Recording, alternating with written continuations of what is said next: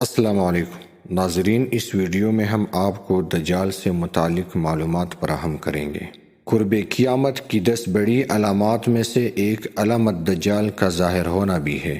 دجال کا فتنہ تاریخ انسانی کی ابتدا سے لے کر انتہا تک کے تمام فتنوں سے بڑا اور خطرناک فتنہ ہے، جس کی بڑائی اور شدت کا اندازہ اس بات سے بھی لگایا جا سکتا ہے کہ ہر ایک نبی علیہ السلام نے اپنی امت کو دجال کے فتنے سے ڈرایا تھا۔ دجال 2 قسم کے ہیں، چھوٹے اور بڑے۔ چھوٹے دجال بہت ہوئے اور ہوں گے۔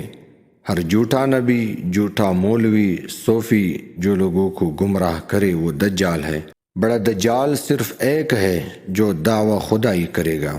دجال کے نکلنے سے پہلے دنیا کی بہت بری حالت ہوگی، جیسے کہ احادیث مبارکہ کے مضامین سے پتہ چلتا ہے کہ اس کے نکلنے سے 3 سال پہلے ہی دنیا میں عام قحط پھیل جائے گی۔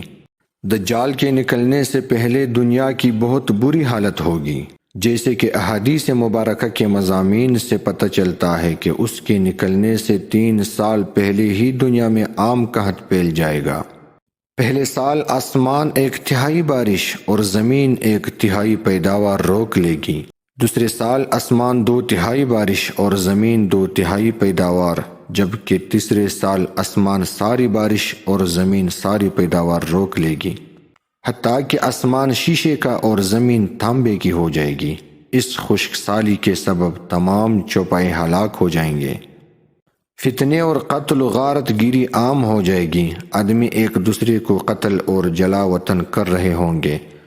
تب دجال مشرق کی سمت ایک اصبہان یا خراسان نامی شہر سے نکلے گا۔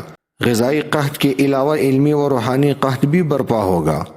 دین کے سلسلے میں لوگوں میں ضعف پیدا ہو چکا ہوگا۔ علماء اور دیندار لوگوں کی قلت ہوگی۔ مختلف احادیث میں دجال کا حلیہ بتایا گیا ہے۔ ان تمام کو سامنے رکھنے سے دجال کا جو حلیہ سامنے آتا ہے وہ یہ ہے کہ دجال ایک جوان مرد ہوگا، دراز قد اور ایک آنکھ سے کھانا ہوگا، اور کھانی آنکھ ایسے ہوگی جیسے پھولا ہوا انگور ہو، جبکہ اس کی ایک آنکھ خون آلود ہوگی۔ اس کا سینہ چوڑا اور ذرا سا اندر کی طرف دنسا ہوا ہوگا۔ دجال کی پیشانی چوڑی ہوگی اور دونوں آنکھوں کے درمیان کافر لکھا ہوا ہوگا، جسے ہر مسلمان پڑھ سکے گا، چاہے اسے پڑھنا آتا ہو یا نہ آتا ہو، اور اس کے بال کھنگریالے ہوں گے۔ دجال زمین پر 40 دن رہے گا، جن میں سے ایک دن 1 سال کے برابر، ایک دن 1 ماہ کے برابر اور ایک دن 1 ہفتے کے برابر، جبکہ باقی ایام سال کے عام دنوں کی طرح ہوں گے۔ اس مدت میں دجال اپنے گدھے پر سوار ہو کر ساری دنیا کا چکر لگائے گا۔ گدھے کا جسم اتنا بڑا ہوگا کہ دونوں کانوں کا درمیانی فاصلہ 40 ہاتھ کے برابر ہوگا، اور اس کے گدھے کی رفتار کا یہ عالم ہوگا کہ 1 قدم اٹھائے گا تو 1 میل کی مسافت طے کرے گا، اور روئے زمین کا کوئی میدانی، صحرائی اور پہاڑی علاقہ ایسا باقی نہیں بچے گا کہ جہاں وہ نہ جائے۔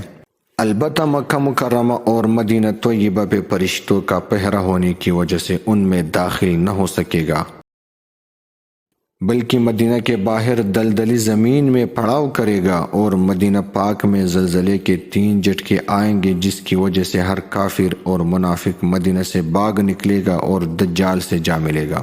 اس روز مدینہ پاک ہر منافق اور فاسق مرد و عورت سے خالص و پاک ہو جائے گا، اسی لیے اس دن کا نام یوم الخلاص بھی ہے۔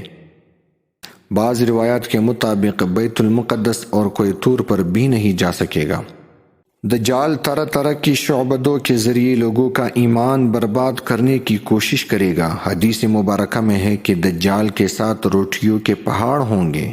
دجال کے پیروکاروں کے علاوہ باقی لوگ سخت تکلیف میں ہوں گے۔ اس کے ساتھ 2 نہریں ہوں گی، جن میں سے ایک کو جنت اور دوسرے کو دوزخ کہے گا۔ در حقیقت جسے وہ جنت کا نام دے گا وہ دوزخ، اور جسے وہ دوزخ کا نام دے گا وہ جنت ہوگی۔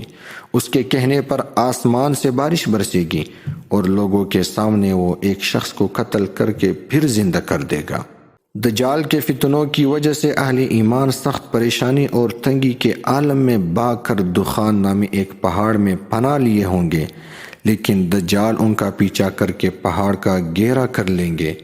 اہل ایمان سخت بھوک اور تکلیف میں مبتلا ہوں گے، تب اللہ جل شانہ حضرت سیدنا عیسیٰ علیہ السلام کو نازل فرمائے گا۔